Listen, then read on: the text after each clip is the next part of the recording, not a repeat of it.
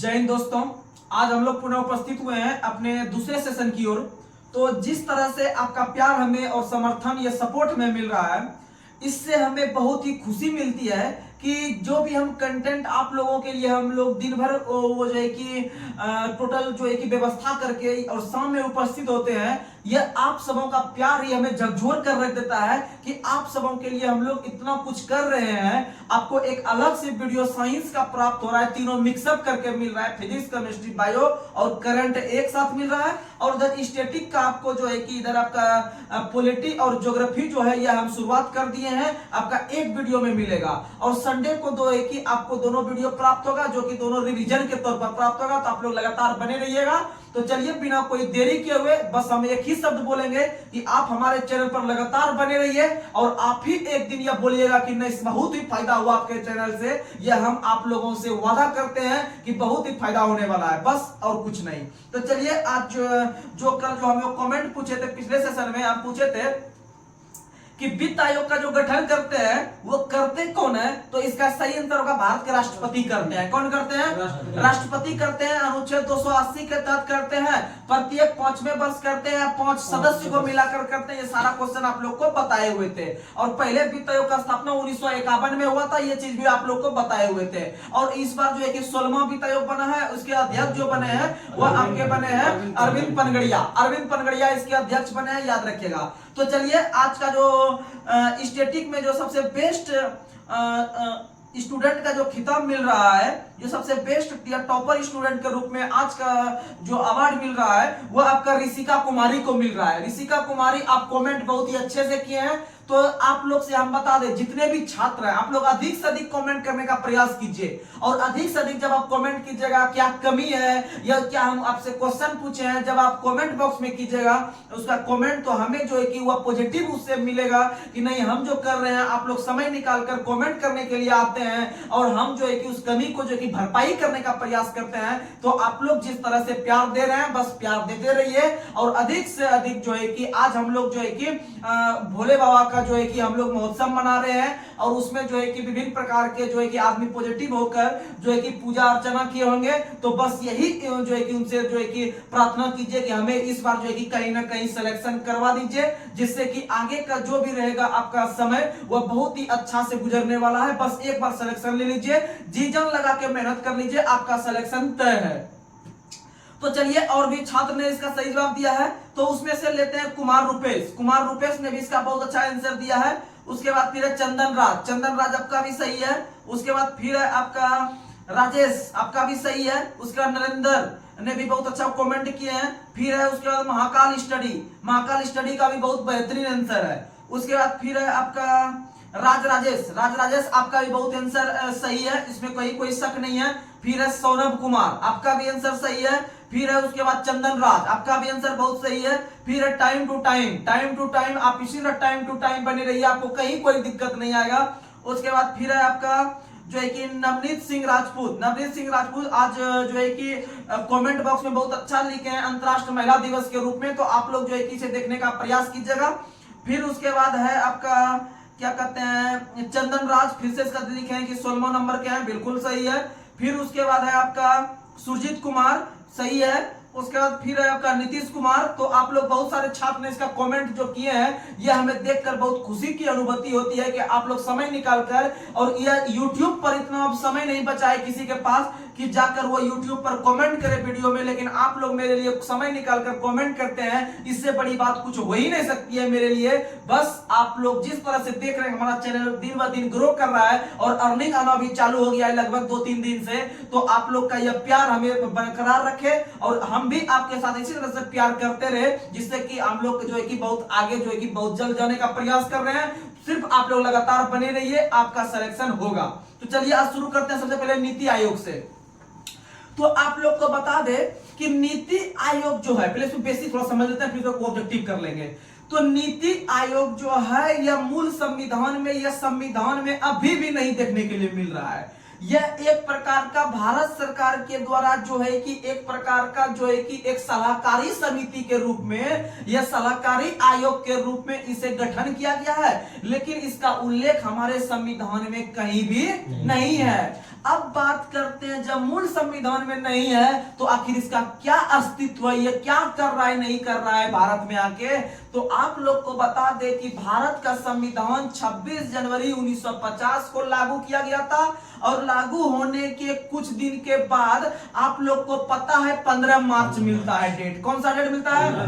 15 मार्च 1950। जो बोल रहे हैं याद रख लीजिएगा दिमाग में, 15 मार्च 1950 को भारत सरकार के द्वारा आपका योजना आयोग का स्थापना किया जाता है। किस लिए किया जाता है? क्योंकि योजना आयोग जो है एक प्रकार के सलाहकारी समिति के रूप में भारत सरकार को या मंत्रिमंडल को आपका राय मशवरा या सलाह देने की काम करेगी, भैया ये वाला काम कीजिए तो ये वाला सही हो जाएगा। तो कहने का मतलब है नीति आयोग या योजना आयोग एक सलाहकारी संगठन के रूप में काम कर रही है भारत में, जो सरकार को समय समय पर राह या सलाह देने का प्रयास करती है।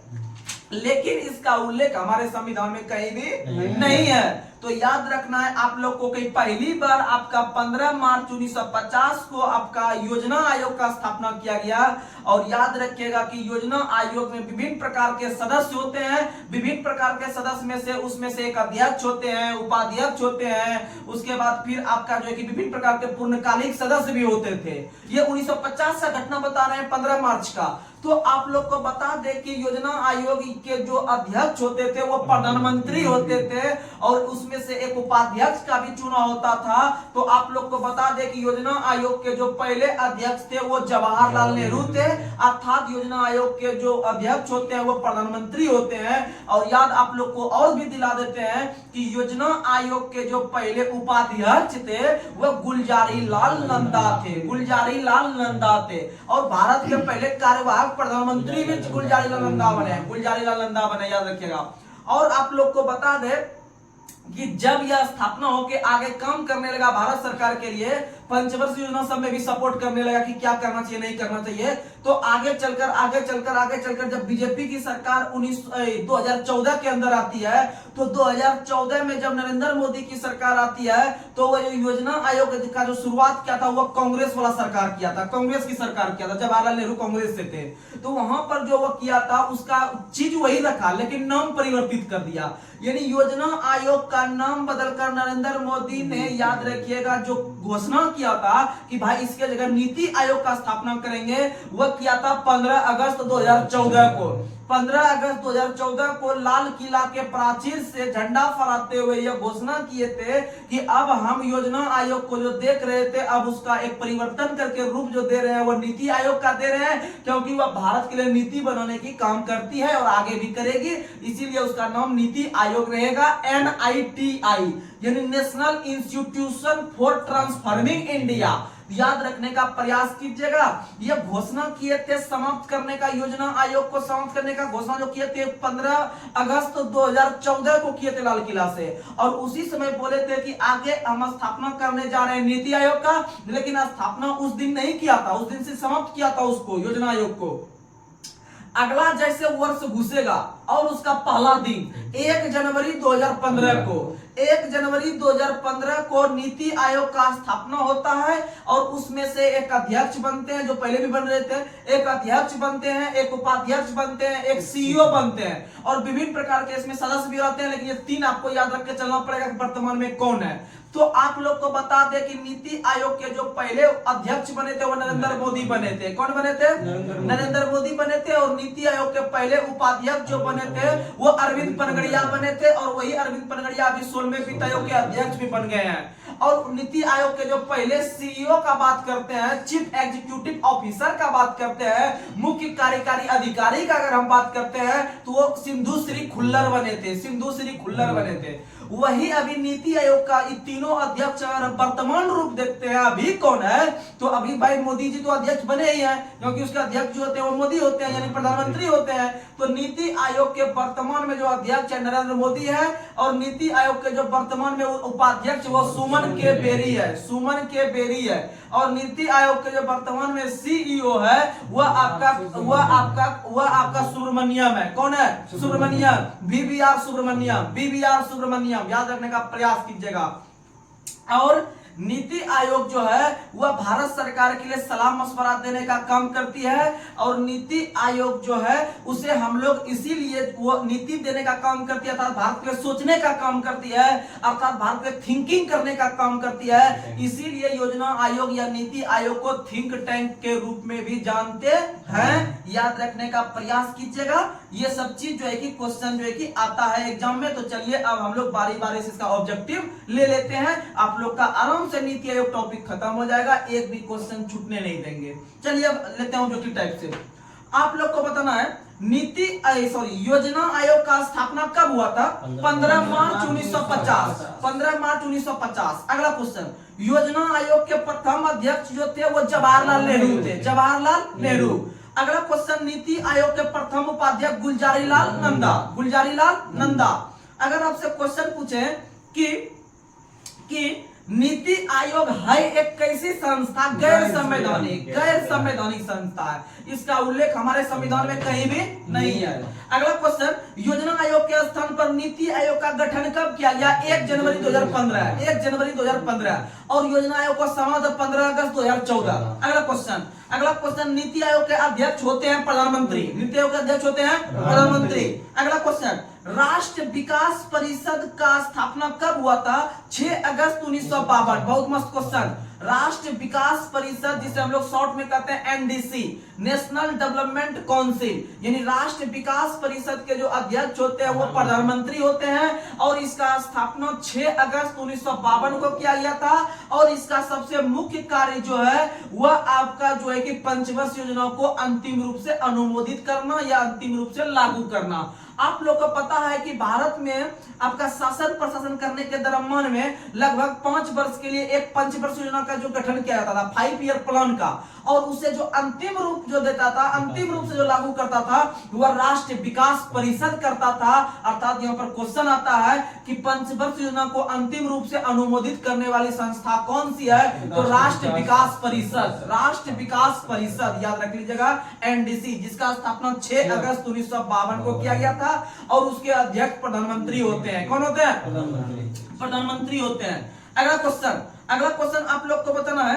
अगला क्वेश्चन, नीति आयोग के जो उपाध्यक्ष होते हैं उसकी नियुक्ति कौन करते हैं? प्रधानमंत्री करते हैं। कौन करते हैं? प्रधानमंत्री करते हैं, यानी उपाध्यक्ष की नियुक्ति प्रधानमंत्री करते हैं, याद रख लीजिएगा। अगला क्वेश्चन आप लोग को बताना है, नीति आयोग में पदेन सदस्य की संख्या कितनी होती है? 4। कितनी होती है? 4। नीति आयोग में पदेन सदस्य की संख्या अधिकतम जो होती है वह 4 होती है, जो प्रधानमंत्री के द्वारा ही नामित होते हैं। लेकिन इतना डीप आपको क्वेश्चन नहीं पूछेगा, आपको जितना हम बता रहे हैं आप इतना कमांड रख लीजिएगा, आपका क्वेश्चन बन जाएगा। या फिर आप प्रीवियस का सेट उठा के देख लीजिएगा, नीति आयोग के बारे में पूछेगा आपसे क्वेश्चन बन जाएगा। आप प्रीवियस उठा के देख लीजिएगा, सबसे बेस्ट चीज रहेगा।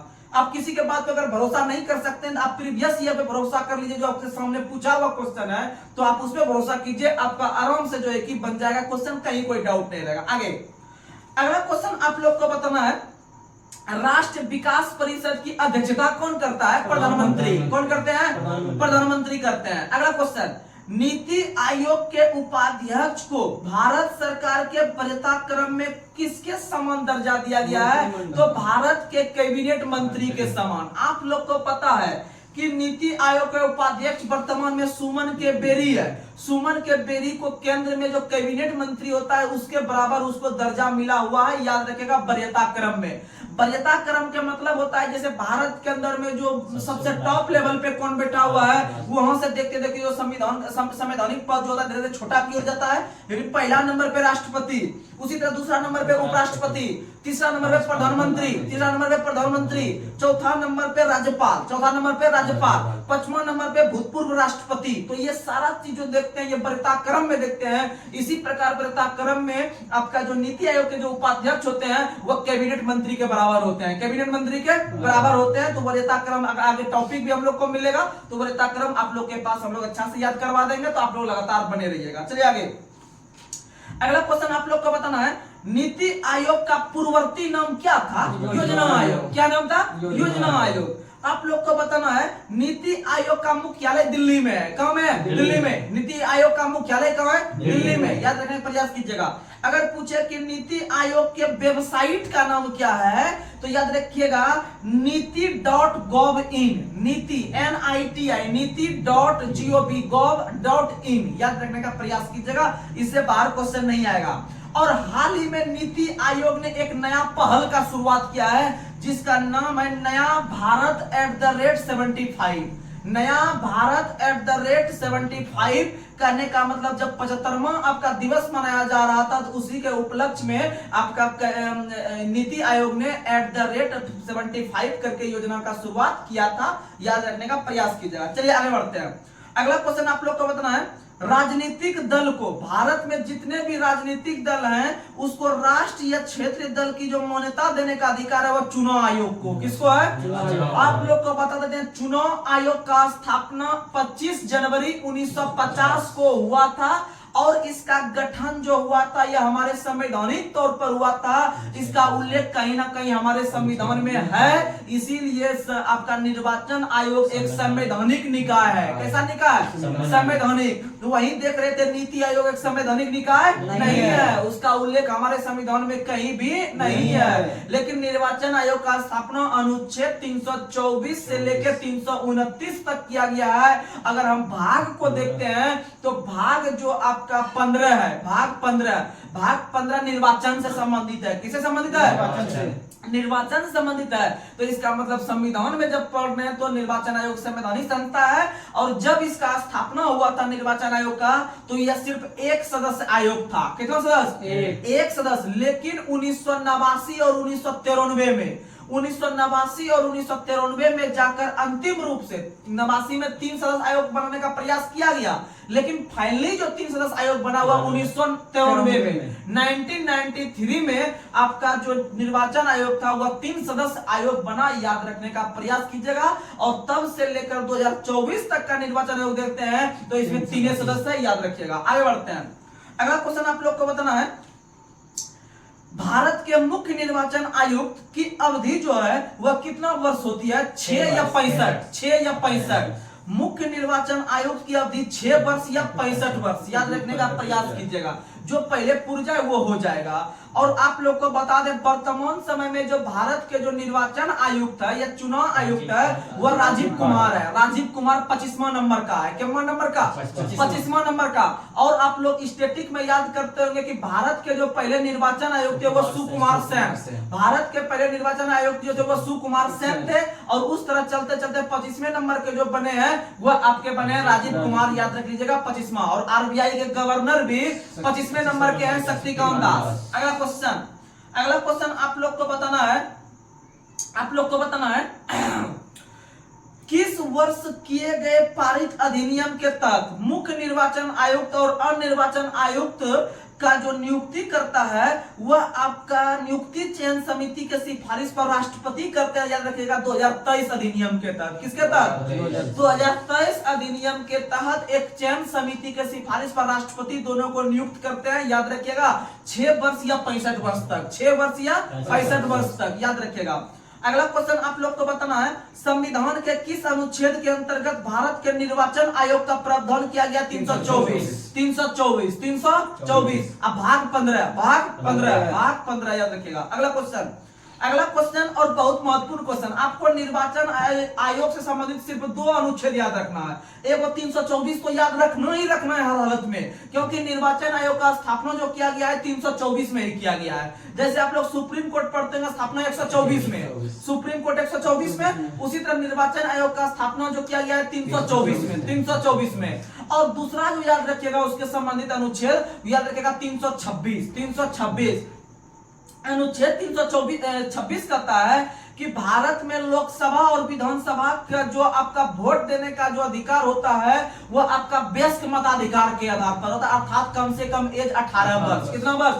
18 वर्ष एज होना चाहिए कम से कम, तभी जाके आप चुनाव में हिस्सा ले सकते हैं। अर्थात वयस्क मताधिकार का जो अधिकार है वह 326 देता है। कौन देता है?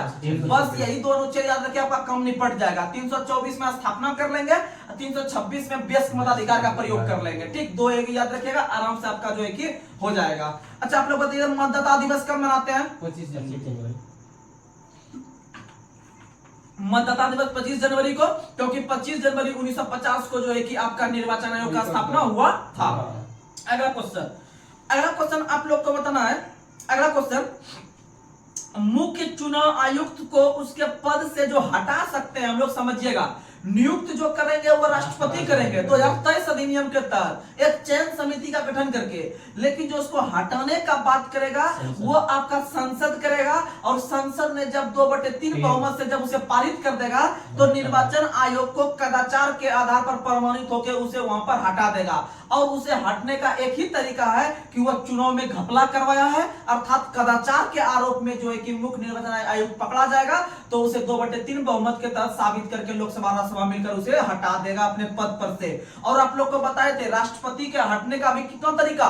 3 तरीका। एक वो तो मौत हो जाएगा, और दूसरा उसका जो है कि त्याग पत्र दे देगा, और तीसरा जो है कि उसे महाभियोग लगा देगा, और महाभियोग जो लगाएगा वह संविधान के अगर विरुद्ध कार्य किया है, अगर भारत के राष्ट्रपति असंवैधानिक कार्य कर दिया है कोई, जिससे कि हमारे संविधान का हनन हो गया है, क्योंकि आप लोग को पता है कि भले वो राष्ट्रपति हैं, बहुत भारत के पहले नंबर के आदमी है, लेकिन वह भी हमारे संविधान के अंदर रह के ही कार्य करते हैं, क्योंकि भारत में जो सबसे सर्वोच्च माना गया है वह भारत के संविधान को माना गया है। भले भारत के प्रथम नागरिक राष्ट्रपति कहलाते हो, लेकिन उन्हें भी उनके अंदर में रह के कार्य करना पड़ता है, क्योंकि वह भी उसी के अनुकूल चलता है। आगे बढ़ते हैं। अगला क्वेश्चन, राष्ट्रपति का चुनाव किसके द्वारा संचालित होता है? भारत निर्वाचन आयोग। आप लोग को बता देते हैं, भारत के निर्वाचन आयोग लोकसभा का चुनाव, राज्यसभा का चुनाव, और साथ में विभिन्न प्रकार के राज्यों के विधानसभा का चुनाव, यानी कि अभी जो 5 राज्य में विधानसभा का चुनाव हुआ है, ये सारा निर्णय आपका केंद्र वाला निर्वाचन आयोग लिया है। इन्हें समझेगा कि राज्य निर्वाचन आयोग नहीं, राज्य निर्वाचन आयोग जो करवाता है वो पंचायत के साथ साथ आपका नगर पालिका का चुनाव करवाता है राज्य सरकार, लेकिन विधानसभा का चुनाव, विधान परिषद का चुनाव, लोकसभा का चुनाव, राज्यसभा का चुनाव, राष्ट्रपति का चुनाव, उपराष्ट्रपति का चुनाव, ये सारा चुनाव जो करवाता है वो निर्वाचन आयोग भारत सरकार 324 वाला करवाता है। अगला क्वेश्चन आप लोग को बताना है, किस संविधान संशोधन के तहत भारत में उम्र सीमा 21 वर्ष से घटाकर 18 वर्ष कर दिया गया? तो याद रखिएगा 61 संविधान संशोधन 1989 को आपका राजीव गांधी के कार्यकाल के दौरान भारत में पहली बार आपका 21 वर्ष से घटाकर 18 वर्ष कर दिया गया। और याद रखिएगा कि वर्तमान समय में 18 वर्ष यह वयस्क मताधिकार होने का यह उल्लेख 326 में देखने के लिए मिलता है। किसमें? 326। लेकिन उस समय एक समिति काम किया था, ताराकुंडे समिति, याद रखिएगा, ताराकुंडे समिति की सिफारिश पर भारत में वोट देने की आयु 21 से घटाकर 18 वर्ष कर दिया गया राजीव गांधी के काल में, क्योंकि राजीव गांधी आपके युवा के बहुत चहेते नेता थे, जिसे हम लोग चॉकलेटी बॉय के नाम से भी जानते हैं। किसे? तो राजीव गांधी को। और राजीव गांधी का समाधि स्थल वीरभूमि, याद रखिएगा, राजीव गांधी वीरभूमि। और राजीव गांधी का जो देहांत हुआ था वो 1991 में हुआ था। कब हुआ था? 1991 में। उस समय वो प्रधानमंत्री के पद पर नहीं थे।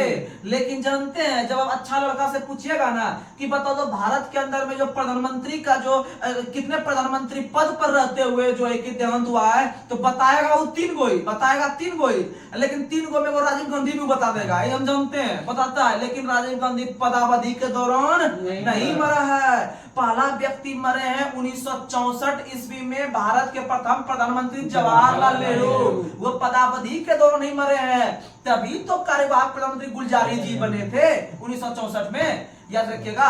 वहीं भारत के अंदर में दूसरे प्रधानमंत्री लाल बहादुर शास्त्री बनते हैं 1966 में 11 जनवरी के दिन ताशकंद समझौता के दौरान, याद रखने का प्रयास कीजिएगा। रूस में गए थे वो समझौता करने के लिए, वहीं पर जो है कि 10 जनवरी 1966 को समझौता रात तक कर लिए, और 11 जनवरी को भोजन करने के बाद जो है कि वो स्वर्ग सिधार गए। अर्थात 11 जनवरी 1966 को विदेश में मरने वाले भारत के पहले प्रधानमंत्री शांति पुरुष लाल बहादुर शास्त्री बने हैं, क्योंकि वो बहुत ही, उसका जो विवेक था बहुत ही शांति था। वो कोई हलचल वाला काम नहीं करते थे। अभी भले मोदी सरकार कुछ से कुछ कर दे, इधर के उधर उथल पुथल, आदमी हमेशा उथल पुथल बीजेपी सरकार में हो रहा है। लेकिन आपका जब लाल बहादुर शास्त्री थे वह बहुत ही, उनका विवेक बहुत ही स्वच्छ था और इसलिए तो हम उसे शांति पुरुष कह दिए, ऐसे थोड़ी ना बोल दिए शांति पुरुष। तो याद रखने का प्रयास कीजिएगा, शांति पुरुष के नाम से लाल बहादुर शास्त्री को जानते हैं, याद रखने का प्रयास कीजिएगा। और लाल बहादुर शास्त्री का जो समाधि स्थल है वह आपका कौन सा घाट है? तो आप लोग को बताए हैं कि लाल बहादुर जो होता है हमेशा विजय होता है, बहादुर जो होता है हमेशा विजय होता है, यानी बहादुर का अगर देंगे तो विजय घाट लगाएंगे, याद रखिएगा। आगे बढ़ते हैं, अगला क्वेश्चन आप लोग को बताना है। अगला क्वेश्चन भारत में मत देने का या वोट देने का जो अधिकार है वह एक कैसा अधिकार है? तो याद रखिएगा वह एक विधिक अधिकार है, विधिक अधिकार या कानूनी अधिकार, विधिक अधिकार या कानूनी अधिकार, याद रखिएगा। वोट देने का अधिकार और संपत्ति का अधिकार भी कानूनी अधिकार, संपत्ति का अधिकार भी कानूनी अधिकार है। और संपत्ति का अधिकार को जो मौलिक अधिकार से निकाले हैं 44वां संविधान संशोधन 1978 के तहत, उसे निकालकर आपका कानूनी अधिकार के रूप में 300 के क में रखे हैं और भाग 12 में रखे हैं, भाग 12 में रखे हैं, याद रखिएगा। आगे अगला क्वेश्चन, राजनीतिक दलों को जो सर्वप्रथम संवैधानिक मान्यता दिया गया था 1985 में, कब दिया गया था? क्योंकि आप लोग को हम बताए हैं 52वां संविधान संशोधन 1985, जिसमें कि दल बदल को विधेयक को पारित किया गया और वो वर्तमान समय में 2/3 भाग पर लागू होता है, जो कि राजीव गांधी के कार्यकाल के दौरान ऐसा चीज देखने के लिए मिला था। आगे बढ़ते हैं, अगला क्वेश्चन बहुत मस्त क्वेश्चन, और आप लोग के पास हम बहुत बार वीडियो में यह बात बता भी चुके हैं और यह महेश बर्नवाल में भी आज बता रहे हैं, आप लोग लगातार बने रहिएगा। दिनेश गोस्वामी समिति का संबंध जो है वह चुनाव सुधार से है, अर्थात लोकसभा के चुनाव में सरकारी वित्तीयन से संबंधित है, अर्थात जो है कि चुनाव आयोग से संबंधित है आपका दिनेश गोस्वामी समिति। और वोट देने का उम्र ताराकुंडे समिति ने घटाया था। कौन समिति ने?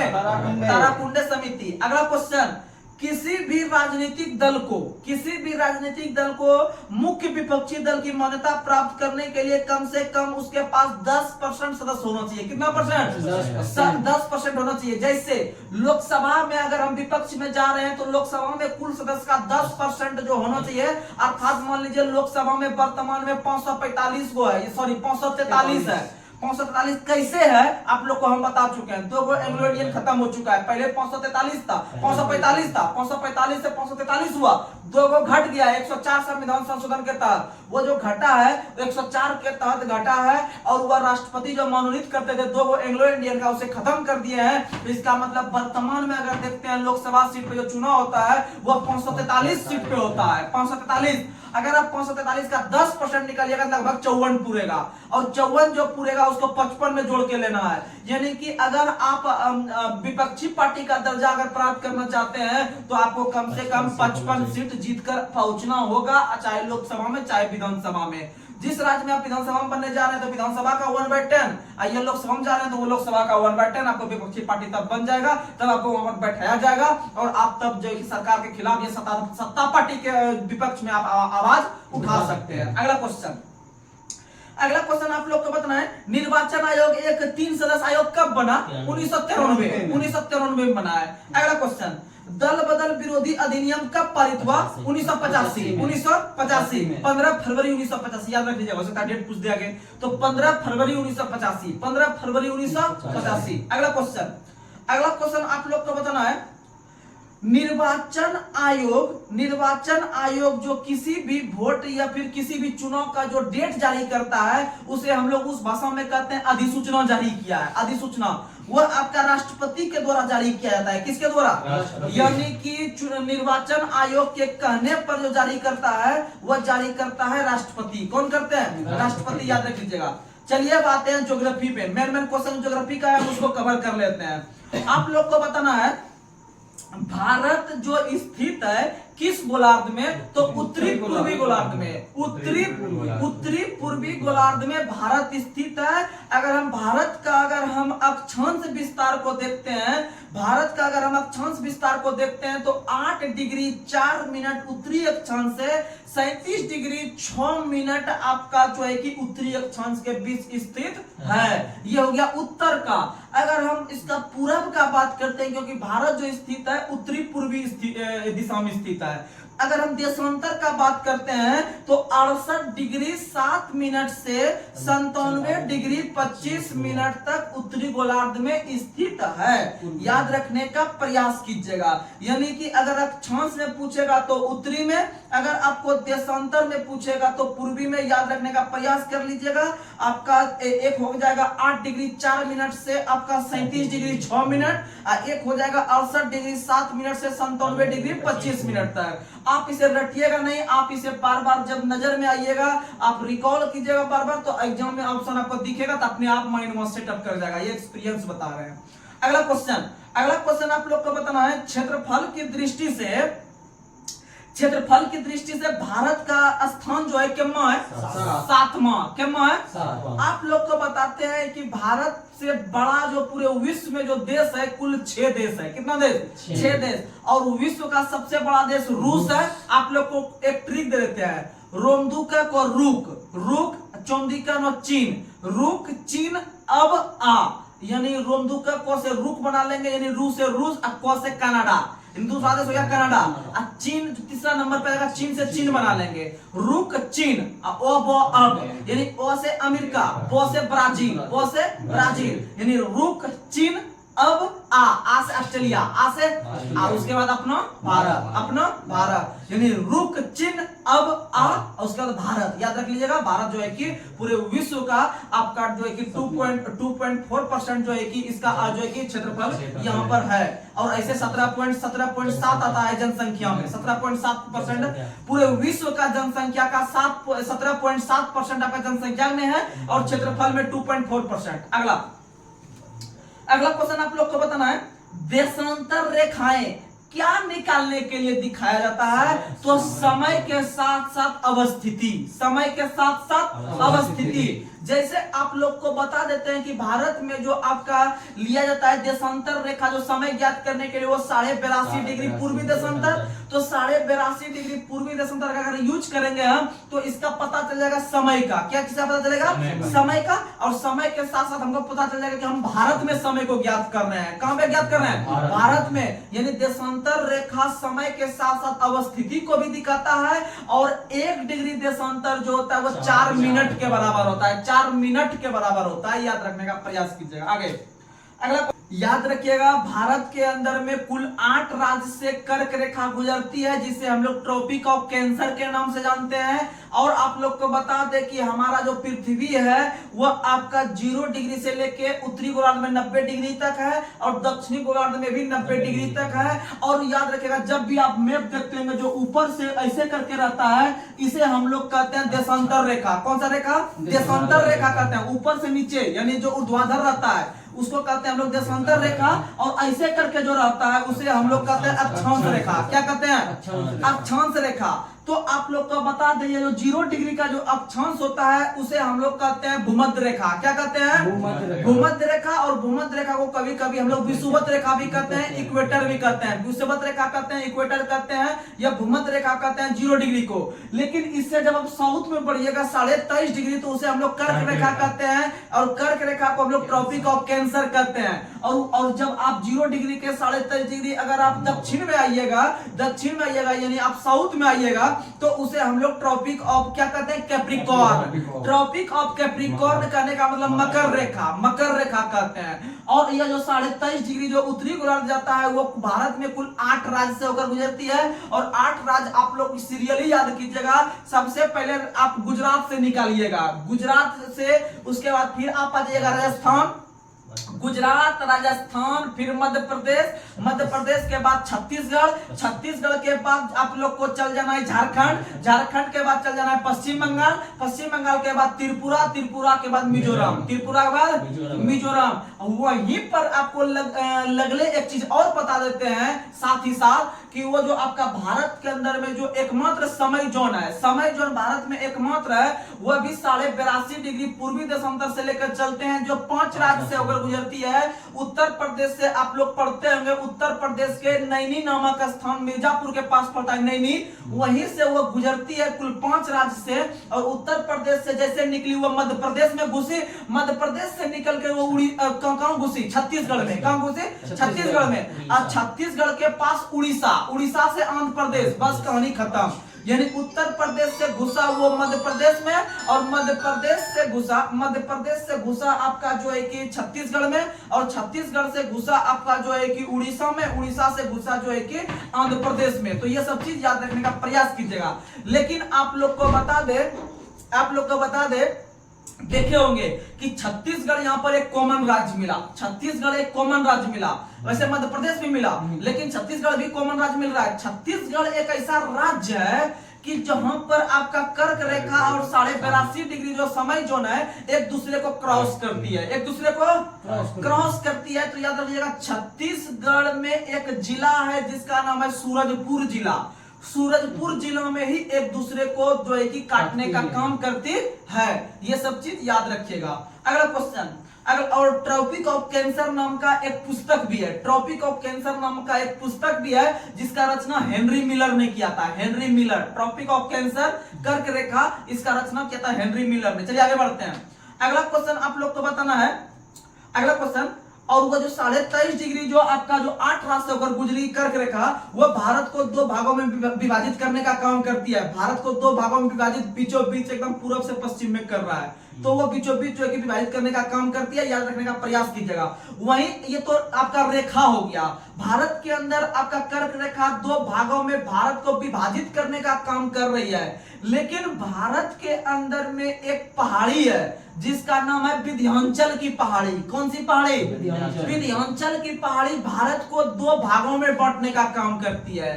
भारत को अगर देखें कि कौन सी पहाड़ी 2 भागों में जोड़ती है या विभाजित करती है, तो वह विंध्याचल की पहाड़ी है, उसे 2 भागों में विभाजित करती है। लेकिन उत्तरी घाट, पश्चिमी घाट और पूर्वी घाट को जोड़ने का काम करती है वह नीलगिरी की पहाड़ी करती है। कौन सी पहाड़ी? नीलगिरी की पहाड़ी। याद रखिएगा, पश्चिमी घाट और पूर्वी घाट को जोड़ने का काम करती है नीलगिरी की पहाड़ी। तमिलनाडु में है, वहीं पर उसका मिलन बिंदु है। और नीलगिरी की पहाड़ी की सबसे ऊंची चोटी दोदा बेटा, आप लोग याद करते होंगे दोदा बेटा, वहां पर भैंस पालने का भी काम चलती है टोडा जनजाति के द्वारा। तो इसका मतलब आप लोग याद रखिएगा कि अगर पहाड़ी पूछे कि भारत में कौन सी पहाड़ी उत्तर भारत और दक्षिण भारत को एक दूसरे से अलग करती है, तो विंध्याचल की पहाड़ी, और पश्चिमी घाट और पूर्वी घाट को जोड़ने का काम करती है नीलगिरी की पहाड़ी। नीलगिरी की पहाड़ी तमिलनाडु में। आगे बढ़ते हैं। और अगर रेखा पूछेगा तो कर्क रेखा, कर्क रेखा याद रखिएगा। अगला क्वेश्चन, भारत के सबसे पश्चिमी बिंदु गौरमाथा है जो गुजरात में है। ठीक, अब भारत में सबसे पूर्वी बिंदु किबुथु अरुणाचल प्रदेश में है। तो आप लोग को बता दे कि दोनों में सूर्योदय और सूर्यास्त में अंतर होगा कि नहीं होगा। तो क्योंकि आप लोग को पता होगा कि भारत में सबसे पहले सूर्योदय जो होता है वह अरुणाचल प्रदेश में होता है, और सबसे लास्ट में जो सूर्यास्त होता है वह गुजरात में होता है। तो याद आप लोग को बता दे कि एक चीज आपका जो स्थित है 97 पे स्थित है, एक 67 पे स्थित है, एक 97 पे स्थित है, एक 67 पे स्थित है। क्योंकि वहां से वहां लिए 97, यानी पश्चिम इधर गया 97, उधर हो गया आपका जो है कि 67। दोनों के बीच लगभग 30 डिग्री का अंतर आता है, लगभग 30 डिग्री देशांतर। हम यहाँ पर देशांतर का यूज करेंगे क्योंकि हमको समय ज्ञात करना है, समय ज्ञात करना है। तो याद रख लीजिएगा कि हमारे देश में आपका सूर्यास्त और समय में जो सूर्यास्त और जो सूर्योदय में जो अंतर होता है, अर्थात अरुणाचल प्रदेश और गुजरात में जो समय में अंतर होता है सूर्यास्त और सूर्योदय में लगभग 2 घंटा का। कितना घंटा का? 2 घंटा। क्योंकि उधर आपका 30 डिग्री देशांतर है, और आपको हम जानकारी दे चुके हैं कि 1 डिग्री देशांतर 4 मिनट के बराबर होता है। तो 30 डिग्री देशांतर कितना मिनट के बराबर? 120 मिनट। तो याद रखना 120 मिनट यानी 2 घंटा। आगे बढ़ते हैं, अगला क्वेश्चन, भारतीय मानक समय ग्रीनविच मानक समय से कितना घंटा अधिक है? 5.5 घंटा। कितना घंटा? 5.5 घंटा। यानी विदेश का जो समय है वो भारत से 5.5 घंटा पीछे चलता है। जैसे आप लोग मैच देखते होंगे, यहाँ पर रात हो जाता है, देखते देखते वहां पर धूपे निकला रहता है, यानी 5.5 घंटा वो बैक में रहता है। आगे अगला क्वेश्चन आप लोग को बताना है। अगला क्वेश्चन, भारत का सबसे दूरस्थ दक्षिणतम बिंदु कौन सा है? इंदिरा पॉइंट। भारत में सबसे आपका दक्षिण में बिंदु है इंदिरा पॉइंट, और इंदिरा पॉइंट का पहले जो हम लोग पुकारते थे पिगमिलियन पॉइंट, और पिगमिलियन पॉइंट से भी इसका एक और अन्य नाम है आपका पार्किंसंस पॉइंट।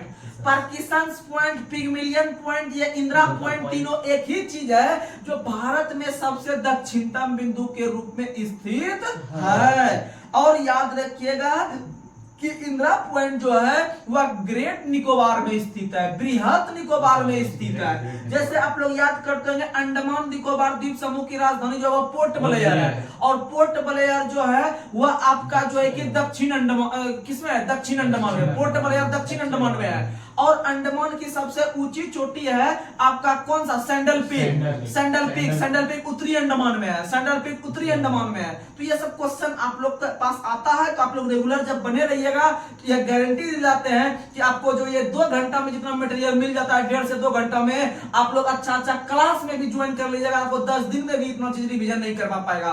तो इसीलिए जो इस पर लगातार बने रहिएगा उनको फायदा होना लाजमी है, और होगा ही। आगे और भी इसमें हम बहुत सारा चीज लाएंगे समय समय पर, तो आप लोग कोई टेंशन मत लीजिए, सब टेंशन हमें दे दीजिए, हम सबका टेंशन लेके चलेंगे। बस इतना कीजिए कि आप हमारे लिए जितना प्यार दे रहे हैं, इस प्यार में कभी कमी नहीं आने दीजिएगा। चलिए अब आगे बढ़ते हैं। अगला क्वेश्चन आप लोग को बताना है, भारत का एकमात्र जिला यानी डिस्ट्रिक्ट कौन सा है जो 4 राज्यों को स्पर्श करती है? तो वह सोनभद्र है। कौन सा? सोनभद्र। उत्तर प्रदेश का एक जिला सोनभद्र है जो लगभग 4 राज्यों को स्पर्श करती है। याद रखने का प्रयास कीजिएगा। आगे बढ़ते हैं। अगला क्वेश्चन, भारत की सबसे पूर्वी और सबसे पश्चिमी देशांतर के मध्य कितना डिग्री का अंतर है? 30 डिग्री। कितना डिग्री? 30 डिग्री, लगभग 30 डिग्री। वही चीज हो गया 120 मिनट जो निकाले थे, लगभग 30 डिग्री। आगे क्वेश्चन, ये क्वेश्चन एनटीपीसी का पूछा हुआ क्वेश्चन था।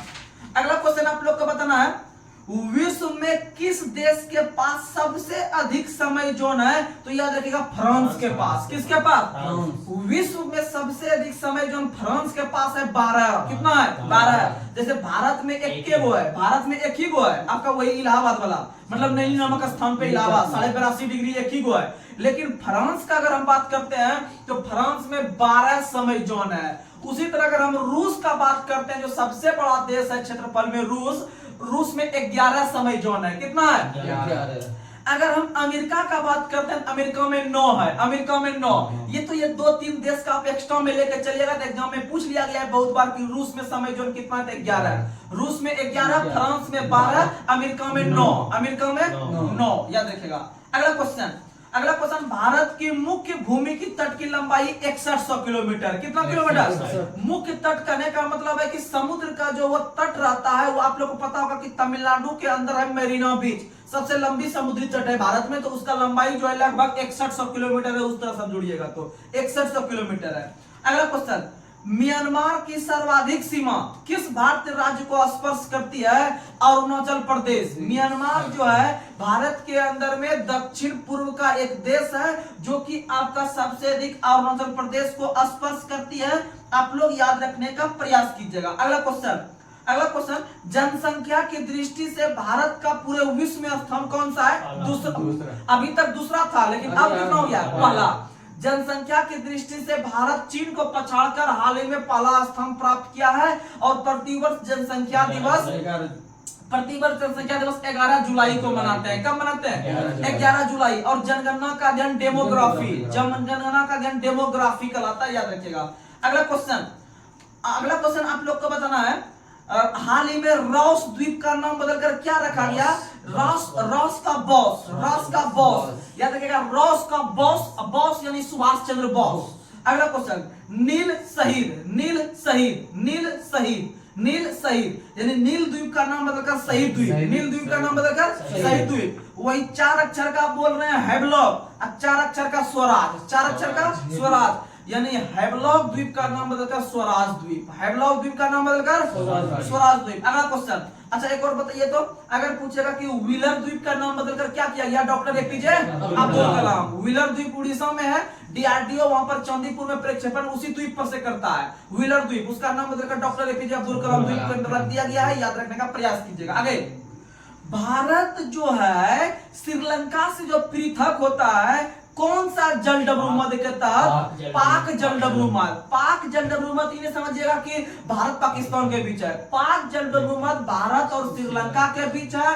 वहीं मन्नार की खाड़ी भी भारत श्रीलंका के बीच है, और मन्नार के खाड़ी में ही पम्बन द्वीप है। कौन सा द्वीप है? पम्बन द्वीप। आगे बढ़ते हैं, भारत का कौन सा राज्य 3 ओर से बांग्लादेश से घिरा हुआ है? त्रिपुरा। कौन सा राज्य? त्रिपुरा।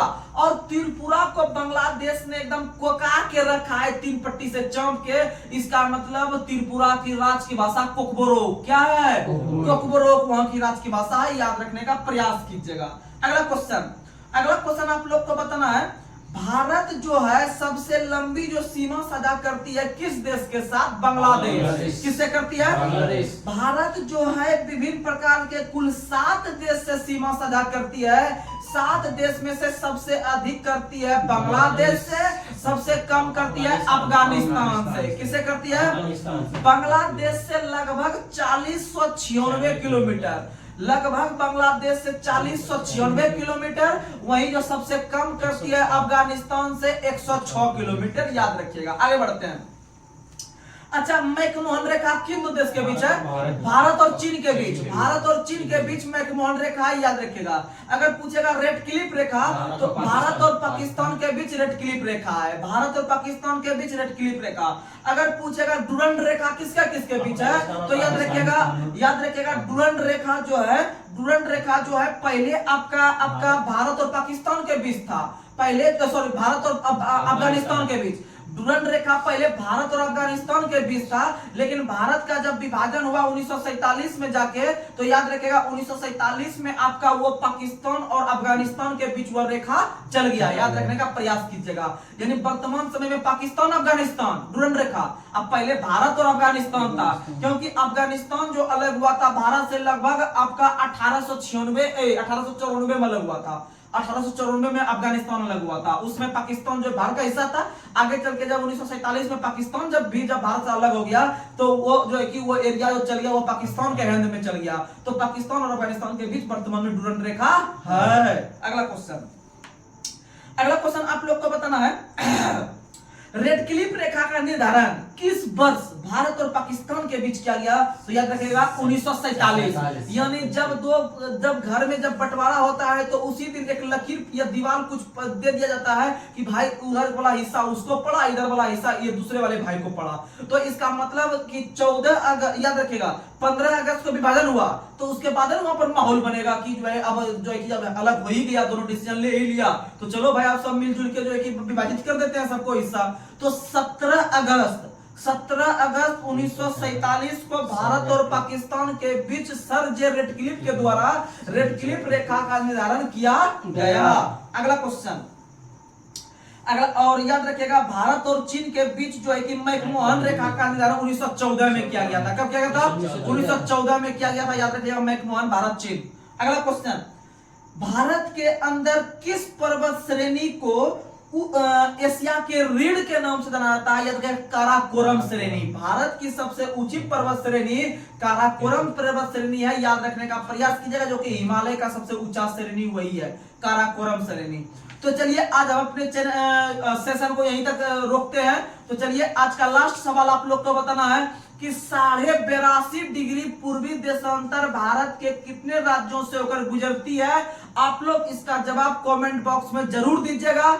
जो भी इस वीडियो को देखते हैं आप लोग अधिक से अधिक जो है कि कमेंट करने का या लाइक करने का प्रयास कीजिए, और जितने भी हमारे दोस्त हैं, हमारे जो मित्र हैं, वह अधिक से अधिक इस वीडियो को अपने दोस्तों में भेजने का प्रयास कीजिए, जिससे कि उनका भी आप ही के तरह जो है कि मेहनत करके आगे बढ़ेंगे, और आगे बढ़ के जो है कि वो भी भारत के लिए या फिर अपने माँ बाप या अपने समाज के लिए कुछ कर दिखाने का जो है कि जागृति रखेंगे। तो चलिए अपने सेशन को हम यहीं समाप्त करते हैं। तब तक के लिए जय हिंद, जय भारत।